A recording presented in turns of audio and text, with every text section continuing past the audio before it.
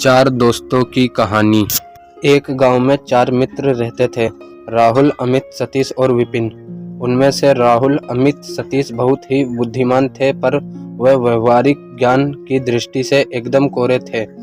चौथा मित्र विपिन पढ़ा लिखा तो कम था, पर वह व्यवहारिक ज्ञान में माहिर था। एक बार चारों मित्र अपने अपने भाग्य आजमाने राजधानी की ओर चल पड़े।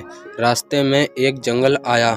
वहां उन्होंने एक पेड़ के नीचे कुछ हड्डियां दिखाई दी।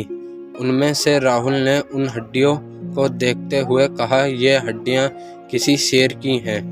इन हड्डियों को साथ में कर अपनी विद्या से मरे हुए शेर का कंकाल तैयार कर सकता हूँ।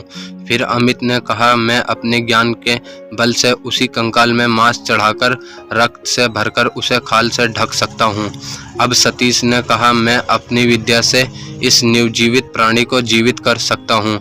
व्यवहारिक ज्ञान से माहिर चौथा मित्र विपिन अपने तीनों मित्रों की बात सुनकर बड़ा आश्चर्य हुआ। उसने अपने बुद्धिमान मित्रों को सावधान करते हुए कहा, मित्रों, शेर को जीवित करना खतरे से खाली नहीं होगा। ये सुनकर राहुल बुद्धिमान ने कहा, अरे ये तो मूर्ख है, इस बेवकूफ़ को हमारे ज्ञान से ईर्ष्या हो रही है। दोनों बुद्धिमान मित्र अमित, सतीश ने भी उसका समर्थन किया। यह देखकर वह समझदार मित्र विपिन दौड़कर एक पेड़ पर चढ़ गया। तीनों बुद्धिमान मित्र राहुल, अमित, सतीश ने अपने अपने ज्ञान का प्रयोग करना शुरू किया। पहले राहुल ने सारी हड्डियों को साथ में कर उसका कंकाल तैयार किया। दूसरा अमित ने कंकाल पर मांस चढ़ाकर वह रक्त से भरकर उसे खाल से ढक दिया। तीसरा सतीश ने अपनी विद्या का प्रयोग कर उसने निर्जीवित शेर में जान डाल दी। जान आते ही शेर दहाड़ता हुआ खड़ा हो गया और तीनों पर टूट पड़ा। तीनों बुद्धिमान वहीं ढेर हो गए। थोड़ी देर बाद शेर वहां से चला गया। व्यवहारिक ज्ञान एवं समझबूझी के कारण चौथा मित्र की जान बच गई।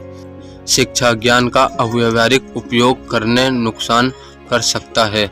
ज्ञान का उपयोग सही जगह और सही समय पर करना चाहिए।